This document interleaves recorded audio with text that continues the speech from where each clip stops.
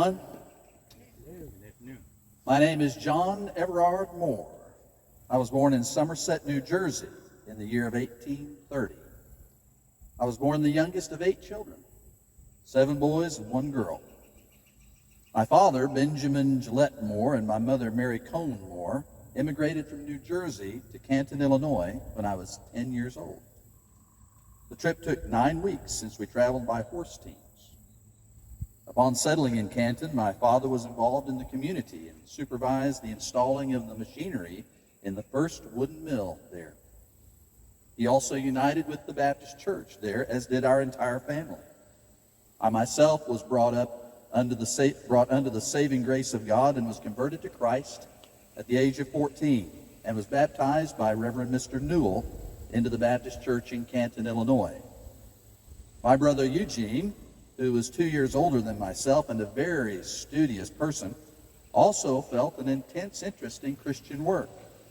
He never did complete his college education due to circumstances of life, being newly married and with the passing of my father in 1851. He began to exercise the gift of preaching and was licensed by the Baptist Church of Monmouth, Illinois in 1856. It was assumed that I, the younger brother, would assume responsibilities of the farm and care for my aged parents. I started on a path as an apprentice to a carriage maker, but it wasn't long before I decided to enter Shirtliff College in Upper Alton, Illinois, and commence studies for the gospel ministry. While in college, I pursued my studies as well as a young lady named Anne Elizabeth Moore. I graduated in 1854 and married Anne in July. I had been preaching part-time in different churches throughout my college career.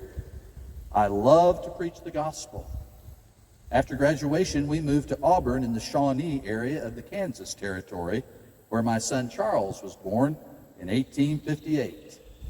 Upon the outbreak of the Civil War, we moved back to the family home in Illinois, where I entered the 154th Illinois Infantry at Camp Butler and served as a chaplain throughout the war.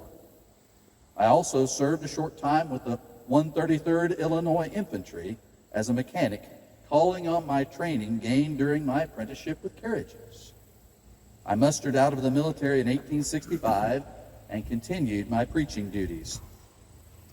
I came to Missouri in 1870, locating in DeKalb County.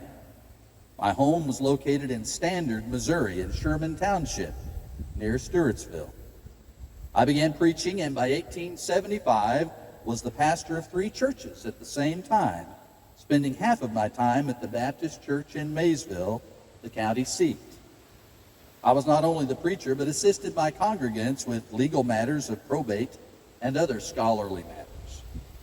In the year 1875, I began to realize that my work on earth was coming to a close, although I was only 45 years old. I began to have symptoms of what was called brain fever. Today, it would most likely be called encephalitis or meningitis. I did not want to stop preaching, however.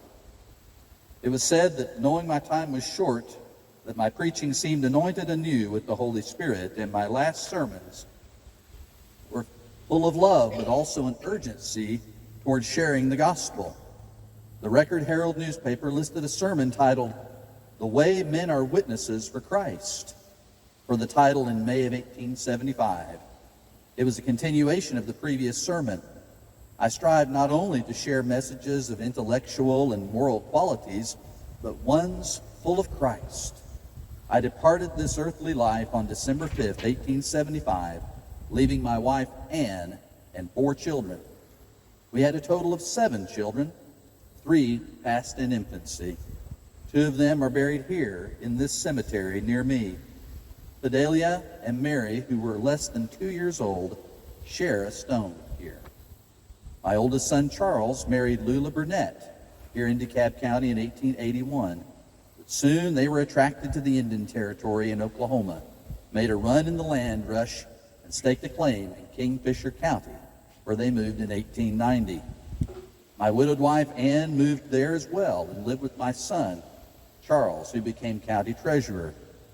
He was considered a pioneer of that area. Several of my other children found their way to Oklahoma as well. Anne had always been active in church work as well, teaching Sunday school and continued doing other ministry for as long as she could. She died in Oklahoma in 1809, serving the Lord until the end.